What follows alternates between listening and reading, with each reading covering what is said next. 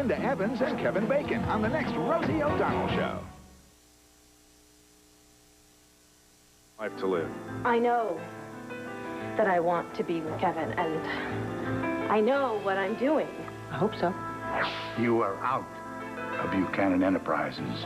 You are out of my life forever. I was a driver in the other car.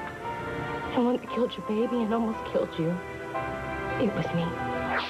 Your Honor, I have further evidence to confirm the fact of my client's presence in Hazardville.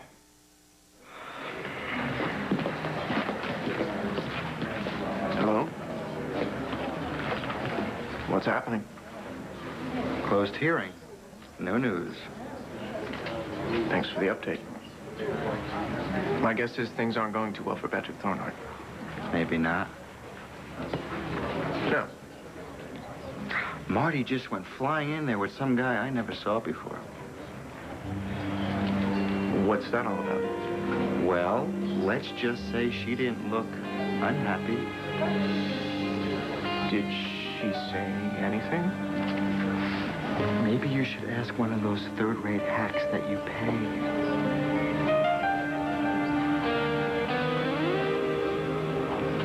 And your title is? I'm the manager of Hazardville Savings. Do you have security cameras in the lobby of your bank trained on the ATM machines? Yes. And this tape that we submitted into evidence, is that from one of your security cameras? It is? This tape has been in your possession prior to our contacting you and ever since, isn't that correct? Yes. The time and date code that we're going to see on this tape, do you control it? No, the computer stores time and date information automatically.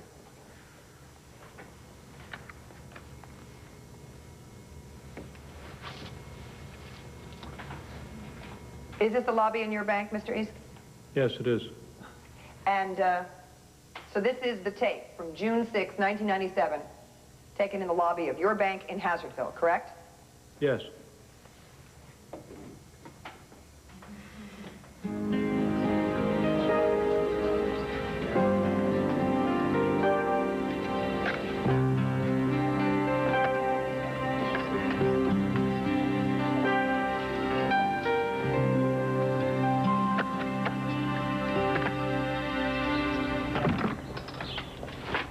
Is Mel here? No. Hello, Cassie. He's not lurking in a bathtub or hiding in a potted plant or anything? No. What's wrong? So come on in. Mel's not here, and I'm not expecting him for a while. I'm very glad you stopped by, though. Kelly went to Philadelphia to tell Blair that she was the other driver in the accident, and I can't bear the thought of what they both must be going through. Anyway, what's going on with you? Andrew and I just signed our divorce papers. At last. Now you can get down to business. And what kind of business would that be? Oh, once you've dispensed with Kevin, the business of deciding what you're going to do with the rest of your life. I was driving the other car. I forced you and Patrick off the road.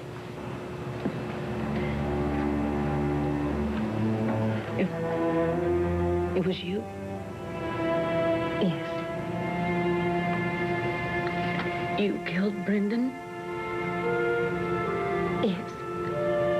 It was an accident. I didn't know what had happened. I was very upset. It was raining, and I had just broken up with Joey. I was crying. I never saw you coming.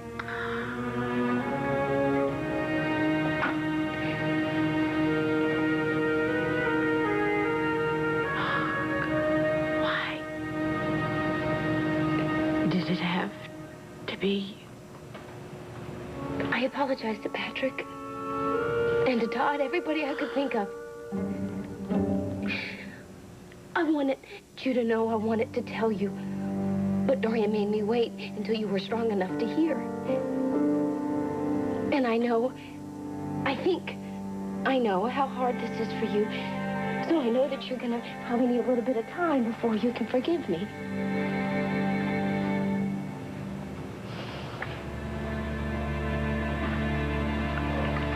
What makes you think that I could ever forgive you, Kelly?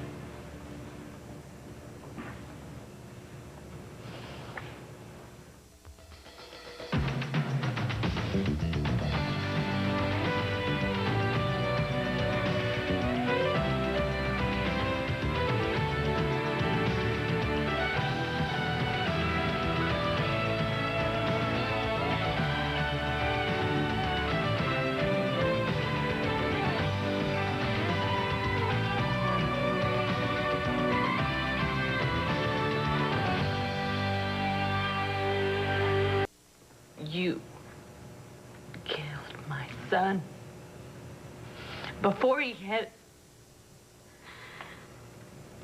You put me in that bed. You put me in this place.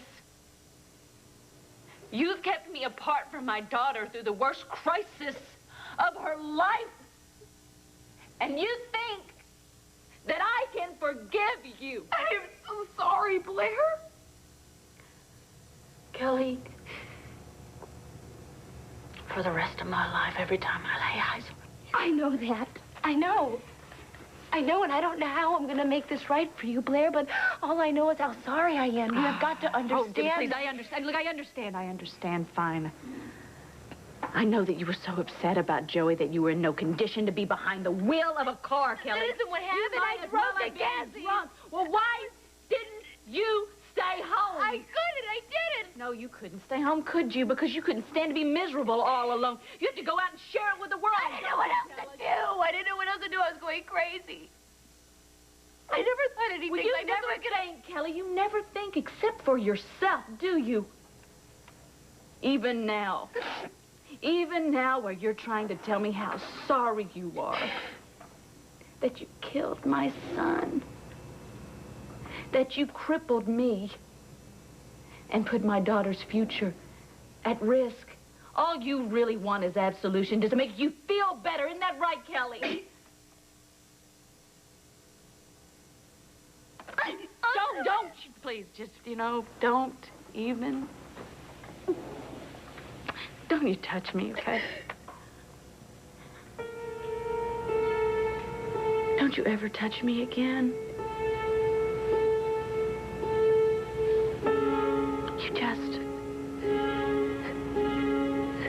You just go away from me.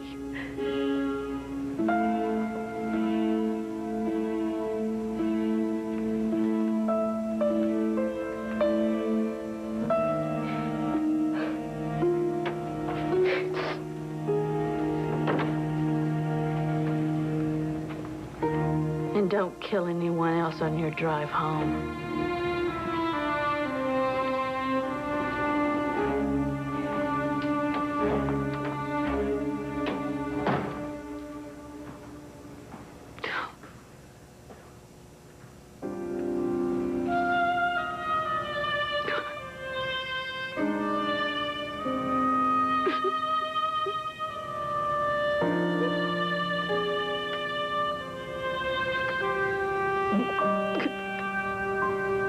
What do you mean, once I've dispensed with Kevin? I broke up my marriage over Kevin. I hurt my son deeply. And you think that Kevin is disposable? But you didn't do this for Kevin. You did it for yourself. Well, how can you act as if my feelings don't mean anything? Honey, you got yourself out of a marriage that wasn't working.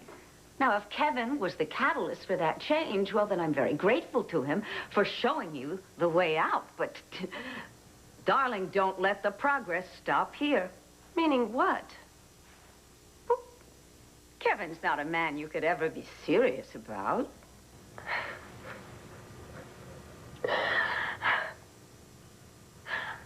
I know I always say this, but I can't believe you just said that. You have no idea what I think or feel or wish for or want. Not about Andrew or River or Kevin or anyone, anything else. I stand corrected. No, do not try to placate me. And don't analyze my life for me. I do this every time. I came here because I'm in trouble. You always do this. You misunderstand, you misinterpret. I don't understand. Do you do it deliberately, or is it Now, wait a minute. Can we hold it here for just a moment? All right? And can we speak honestly? Yeah, that works for me, Mother. I'm not the one who's had trouble telling the truth all these years. Then answer me honestly. Are you angry with me because you're so incensed over what I just said? Or are you angry because you realize that what I have just said, when all is said and done, is the absolute truth?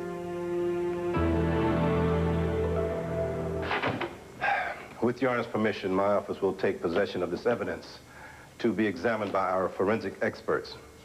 Absent any evidence of tampering, the Commonwealth will withdraw all charges against Patrick Thornhart, pending further investigation. So moved. The hearing is adjourned.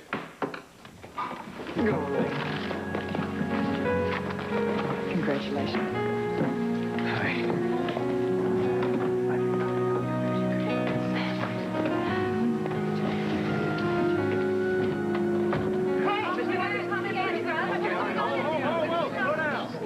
Thank you. Now listen, I have a brief statement and I'm taking no questions. Now, the defense has provided videotape evidence of Patrick Thornhart at an ATM in Hazardville at 8:52 p.m. on the night of the bombing. Now, this would make it physically impossible for him to have set the bomb because the timing device functioned only in 60-minute increments. And Hazardville, even in the best driving conditions, is well over an hour away. Now, once the tape's authenticity has been determined, charges against Professor Thornhart will be withdrawn pending further investigation. Now, that's all I have to say. Thank you very much.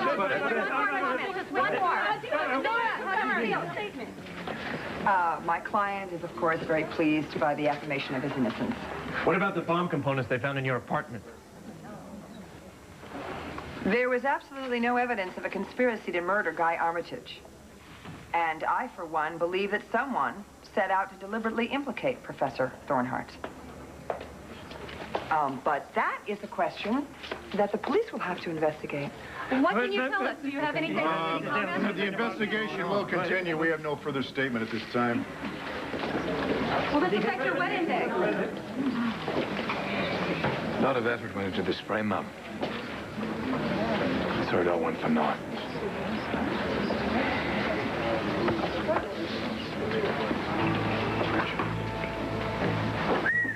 Gosh. Patrick seems to think that you had something to do with this bombing, Uncle Todd. He can go and kill himself. What I want to know is if he didn't do it, then who did? Maybe somebody with a grudge against Patrick. Maybe somebody who would fly all the way to Ireland to meet Thomas Keneally at Dunleary. I was following up a story. Is that illegal? No. Unethical, maybe, if you had to pay for it. But then again, ethics were never really your strong suit, were they?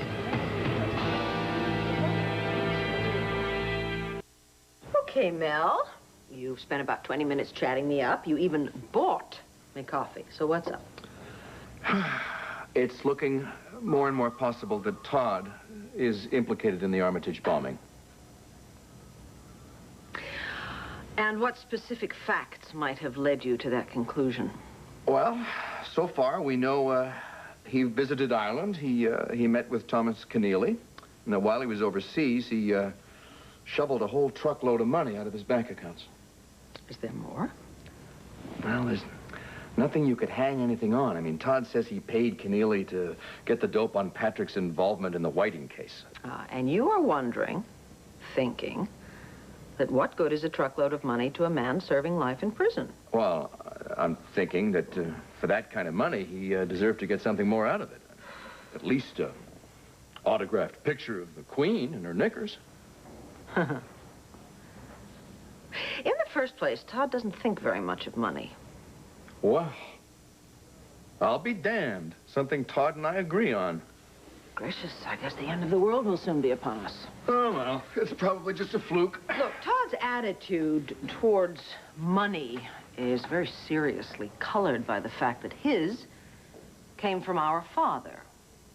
And so, with the exception of his daughter and a few random charities that I'm sure he would deny were he questioned, he tends to spend his money as aggressively and as cynically as he possibly can.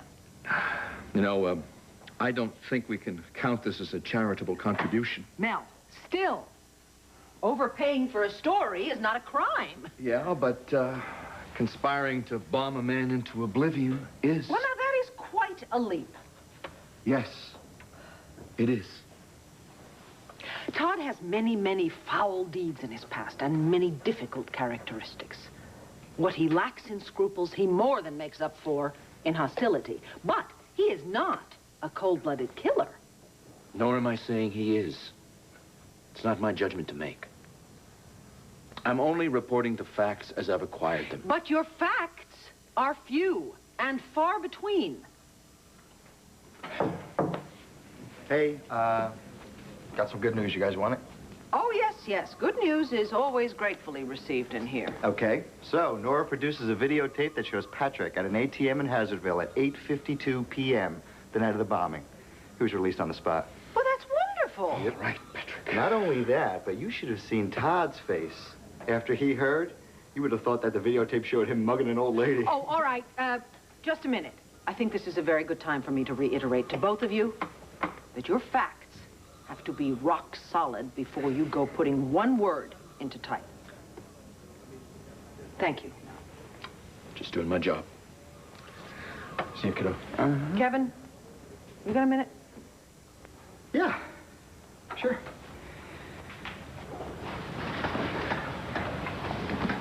What's up? What's up? What's up? You know I went to visit Cassie. I'm worried about her. You know, I keep doing the same stupid thing. I come to you for advice, and I really don't want your advice. And I come to you for support, and I know you can't give it to me. And I come to you for clarity. And you just muddy the waters. Cassie, what do you want from me? I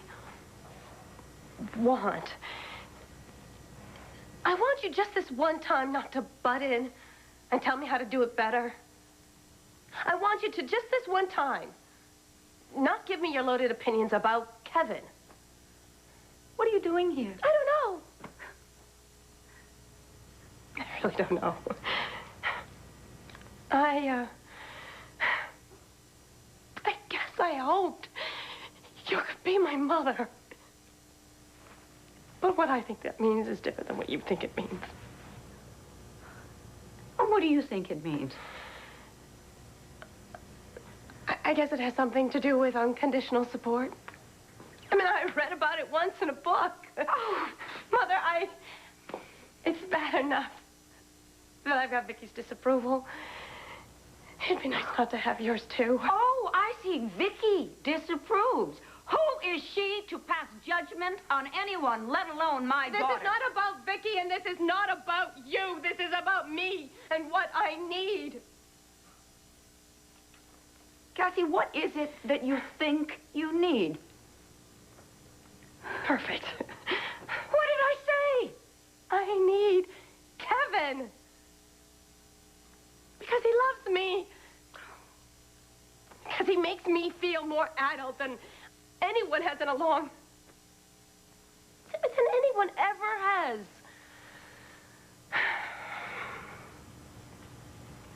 I'm glad he's done that for you. So would you please not try to poison those feelings with cruel speculation or try to manipulate any other players because you think you know better? I will do whatever you want, Cassie. Thank you.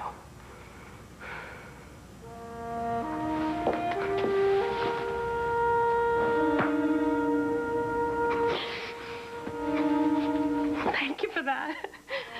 But I cannot pretend that I haven't noticed that you have never once said you love Kevin.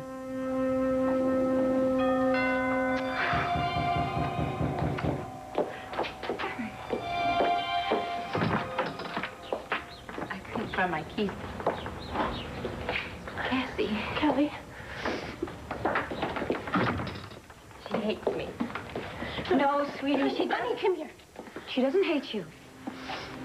Blair has been through an awful lot, physically and emotionally.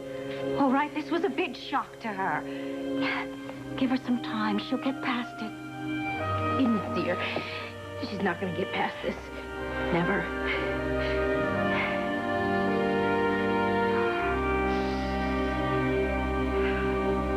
I don't know what to do. You've already done it. You told Blair the truth, and there's nothing more you can do. But she's all... Honey, it's okay. Just take a deep breath. We're not going anywhere. I mean, there's not all that many of us. Sweetie, I don't follow you. Our family. It's so small, and it was only us and Blair, and now she blames everything on me. Kelly, did she really say that? That she blames you for everything? It was one of the nicer things she said. She doesn't ever want to see me again. Blair was speaking out of grief and out of shock. The accident caused her a great deal of pain, physical and emotional. And, I mean, it was an accident, right? Give her time to absorb it, and she will come to realize that, too. You really think so? Of course. Of course we do. Honey, don't worry. I'll talk to Blair. I'll help you handle this. Blair still loves you. We're still a family.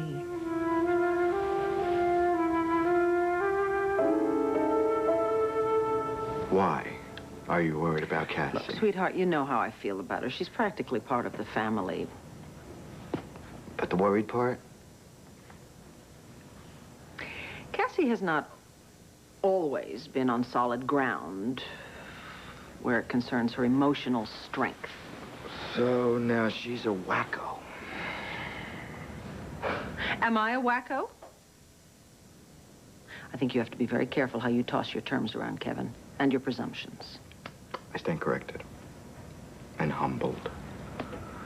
Look, I just don't know how much you know about Cassie's history. Years ago, Alex tried to drown Cassie. Damn near succeeded. Cassie was very, very fragile after that, and it got worse after she married Beau. Mom, first you have a bona fide wacko trying to kill her. And next, her new husband's former wife comes back from the dead without even so much as a phone call. I mean, I would be a little fragile, too. Honey, my point, if you will allow me to get to it, is that after all of that, I think Cassie was very willing, almost eager, to accept the stability and the safety of being the vicar's wife. Yeah, but that doesn't mean that that situation was right for her. Honey, please don't argue with me about things on which we agree. I'm sure there's plenty else we can debate. Sorry. Now I've lost my train of thought. Well, where was I? You were agreeing with me. I don't think so. All right, I was agreeing with you about Andrew and Cassie. Yes. Okay, Andrew.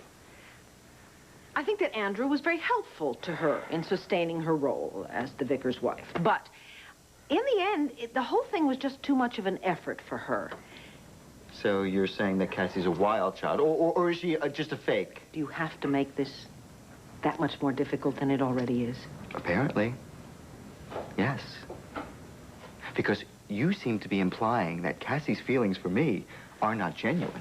Well, that's what you're inferring, honey, because I'm not judging Cassie's feelings. I can't do that. Only she knows what she feels. Then what are you saying? I'm saying that when she remakes herself yet again, you have to be prepared for the possibility that when she's through, she may not be who you expected. Oh, I see. So now she has gone from being the vicar's wife to being some kind of mutant. Maybe I should just leave her in the backyard. Kevin, No, Mom, you give me a break. Now, cut it out. You and Andrew have been referring to Cassie like she's some kind of 12-year-old, and it's condescending. Honey, her actions are not based solely on circumstance. There is something within her that has nothing to do with you. Well, then what is your point? Baby, my point is I don't want you to be hurt.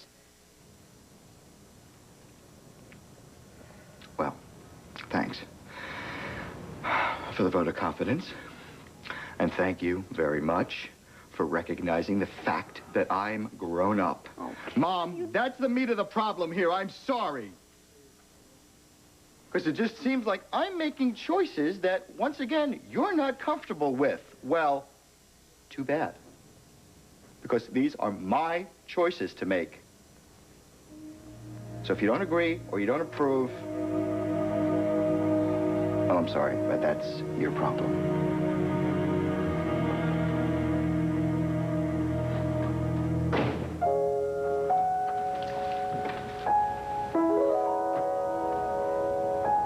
Bloody demon. Forget Todd. You're no longer a suspect. Hank has dropped the charges. Now, here's to Nora. Huh? She did a swell job. To Nora. She was fantastic. Yeah. Ah, yeah, she was. Now, the only thing we need is for you and Kevin and Bo to prove that it was Todd Manning who put that bomb on the board. We're following up every lead. It depends how we wind up. You don't sound convinced now. The facts. The facts are not in yet. Well, there's an advantage to my profession over yours. I don't need facts. I know that Todd Manning was behind this one way or the other. As far as I'm concerned, that bloody swine may have put the bomb on the board himself. Any amount of speculation will add up to proof that Todd planted the bomb.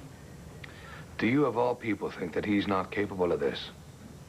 No. Like I said before, he's capable of anything. I question this because I think that Todd, he moves on impulse, not meditated destruction. Yeah, in the heat of the moment, he could do anything. I just don't think that he's capable of sustaining the rage as long as it would take to set this whole thing up. And I'm not really sure that he's that stupid that he would risk losing Star. It's fascinating. I never heard your take on Todd before. Yeah, well, trust me, it's not all of it. Don't quote me on that. Never crossed my mind. I hate to disagree, Margaret, but Todd is as reckless and as twisted as he ever was. And arrogant enough to think that he can get away with anything. Could we let it go, please? Just let it go? Marty's right about letting this go, Patrick. You've got to use every inch of self-control you've learned in the past 13 years to turn your back on this. I'm sure Todd will, if it was his frame-up that failed. You say you saw Patrick Thornhart on the docks the night that Guy Armitage got blown sky high? I did. Even though at the same moment, Patrick was on camera, live and in person, at an ATM in Hazardville. Really? Oh, I'm glad he has an alibi. You're glad he has an alibi. That's great. That's great. Do you have any idea how much it would help you if you put Patrick at the scene of the crime? Yes, I do. I know what I saw. Or what you didn't see. Well, then who else could it have been? You know, I bet the police are asking themselves the same question. And since you have such a stake in how that turns out, why don't you go down to the police department right now and find out if there's any way that you can help? What a wonderful idea. I can show them that I'm still a cooperative witness, and after all, who better but myself to help them figure out what I saw? Exactly. And I would like to know what they're thinking over there in the halls of justice. You know, if you find anything out, give me a call, will you? Poor old Hank. Hank is so happy for Patrick, he doesn't know whether to mourn or celebrate. And then there's Patrick's brilliant attorney. Oh, how nice of you to notice. Oh, how could I miss? Okay, let's order in and celebrate. Whoa. Wait just a minute here. You have a murder investigation to continue here now that your #1 suspect has been sprung. And just because Patrick has been released, that's no reason to go off our diet. You sure know how to take the thrill out of victory. Well, as long as there's no agony of defeat. I'll get rid of whoever this is. Hey, come on in. Hey, sorry to just drop by. That's okay. It's okay. What's up? I'm leaving. You're leaving? To go where? I mean, just got here. I never really felt comfortable here anyway. I guess I know it's best that I go. I thought you said you were real happy working for Asa. Well, I was, but I felt so guilty after everything you had to say about it. I had to quit. So I made you feel guilty and you quit. It was probably for the best. But there's nothing left for me here. So I figure it's just time to start over someplace else. Why do I get the feeling that if I called Asa right now, he'd tell me a completely different story? Go right ahead. No, stop. Honey, could you give us a few minutes here, please? Sure.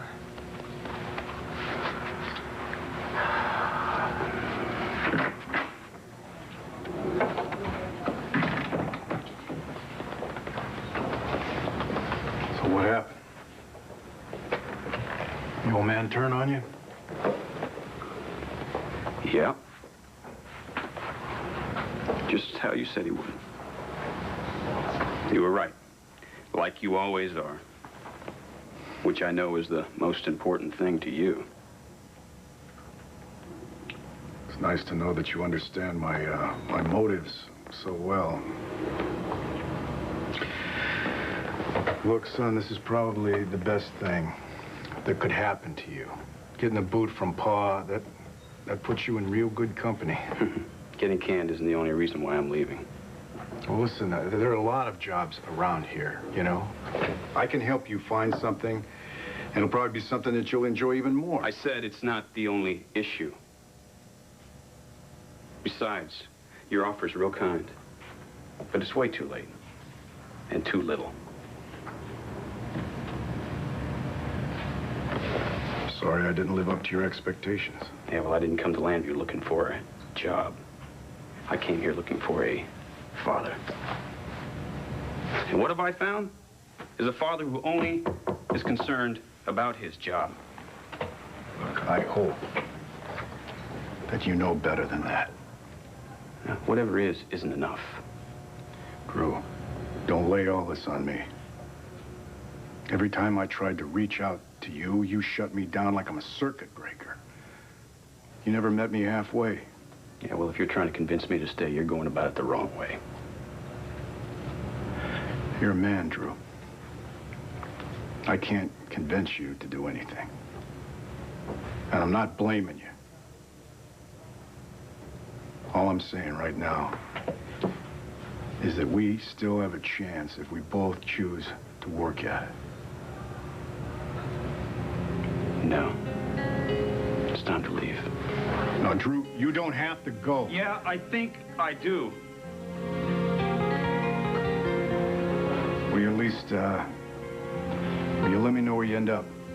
So I'll know you're safe. Maybe. I'm not sure, Dad.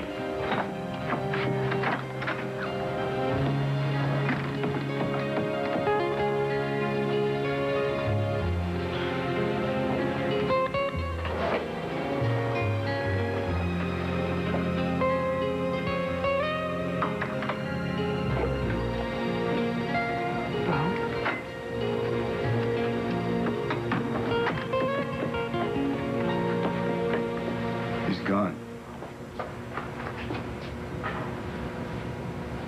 I screwed the whole thing up. After all these years, I finally had a shot at it. And I blew it. You did everything you could for that ingrate from the minute the little flim-flam came to town. And even before he came to town, you exhausted almost all of your resources trying to find him. I'm sorry, Bo. I really am. But this is not your fault. Drew went wrong a long time ago. And there's nothing you can do about it. There never was. Honey, I'm sorry. But I have to go. I have to go see River. Okay, I'll call you really soon.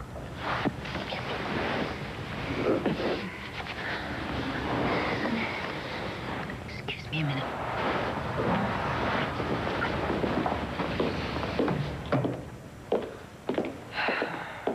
Cassie, I'm really sorry if once again I have failed to meet your expectations. You did the best you could.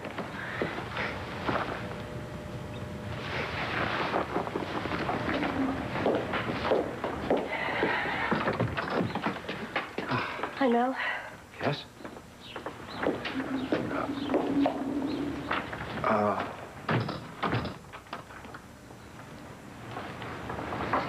Bad time. Kelly went to apologize to Blair. And clearly she did not accept. No, she was very hard on Kelly, and she's inconsolable. Think I can speak to her? Oh, please do, because I don't seem to be making much of an impact.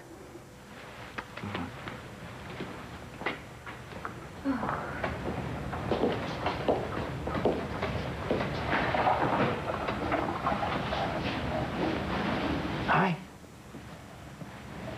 I heard you had a pretty tough day today.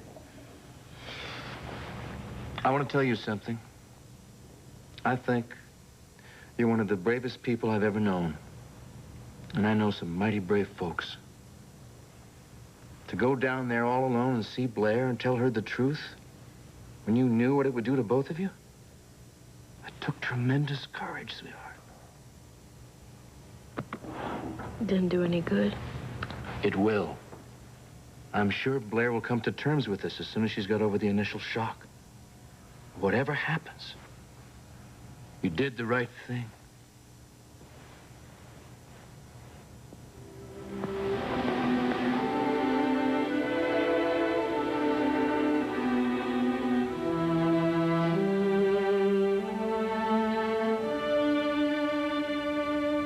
Let it go, please.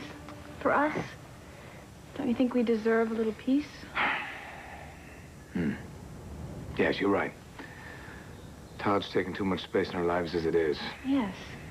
We could take all that energy that we would waste on him and put it towards something new and productive. Something we can do together. You've got an idea about that? That sounds good, but that's not exactly what I had in mind. What is it then? Our wedding. Plenty of time for that.